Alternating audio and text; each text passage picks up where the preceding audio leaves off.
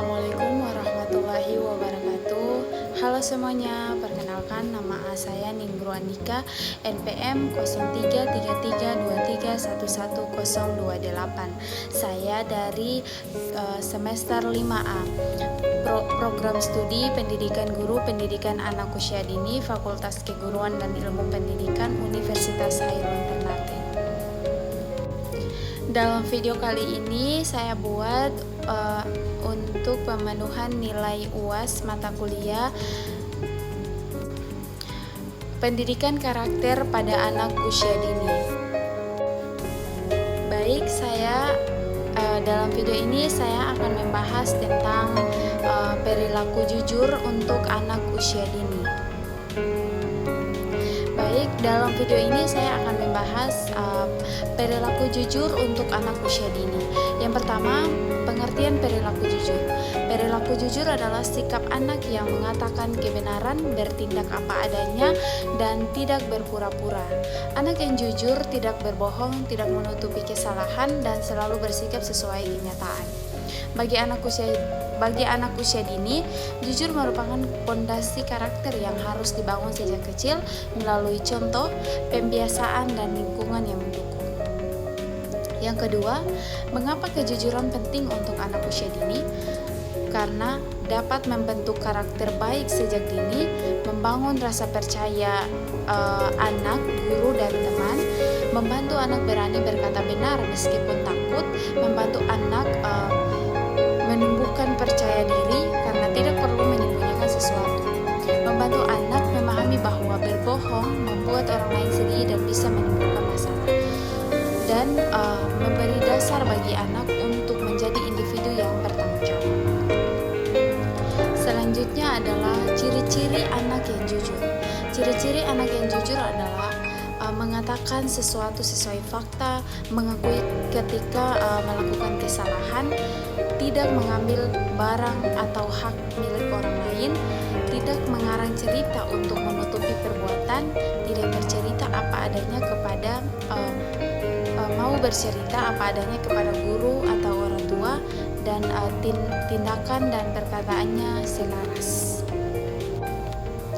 Selanjutnya adalah contoh perilaku jujur dalam kehidupan anak usia dini. Berikut contoh yang sering terjadi di sekolah maupun di rumah. Contoh yang di sekolah adalah 1. Mengatakan kepada guru jika belum mengumpulkan tugas. Yang kedua, memberitahu guru jika menemukan barang milik teman. Yang ketiga, mengaku jika tanpa sengaja merusak alat bermain. Yang keempat, tidak menuduh teman lain jika dirinya yang melakukan. Yang kelima, saat bermain permainan kelompok tidak curang atau menipu. Kemudian, untuk contoh yang di rumah, yang pertama, mengakui jika menumpahkan minuman dan memecahkan barang. Yang kedua, jujur ketika ditanya apakah sudah mandi, sudah makan, atau sudah merapikan mainan. Yang ketiga, mengatakan yang sebenarnya ketika meminta sesuatu, bukan tanpa alasan. Yang terakhir, meminta izin jika ingin mengambil barang milik orang tua atau saudara. Kemudian, bagaimana cara guru dan orang tua menanamkan perilaku jujur? Yang pertama, memberi contoh langsung atau modeling. Anak belajar dari apa yang ia lihat. Guru dan orang tua harus berbicara jujur di depan anak, tidak memberi janji palsu, menunjukkan bahwa berkata benar itu baik. Yang kedua, membiasakan berkata jujur, mulai dari hal kecil seperti menanyakan kebenaran cerita anak tanpa memarahi, ajak anak menceritakan pengalaman sehari-hari. Kemudian ada menghargai setiap kejujuran. Beri pujian saat anak berkata jujur meskipun mengaku salah. Katakan terima kasih atau jujur, ibu atau guru bangga. Kemudian ada menyediakan lingkungan yang aman. Anak sering berbohong karena takut dimarahi. Jika anak merasa aman saat jujur, ia akan lebih mudah berkata benar. Kemudian menggunakan cerita dan permainan.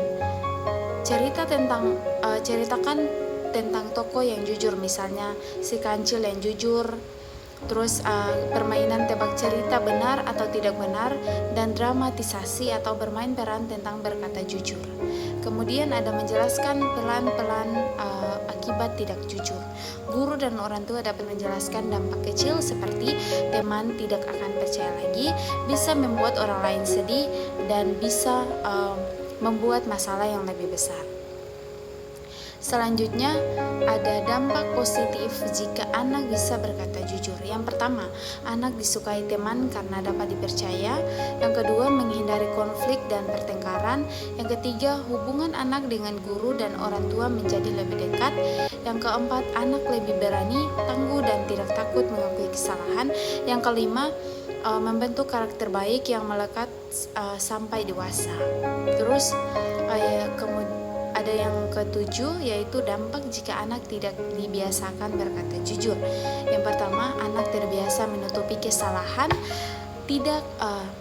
teman tidak mau bermain karena tidak percaya lagi, anak menjadi lebih takut, gelisah, atau merasa bersalah.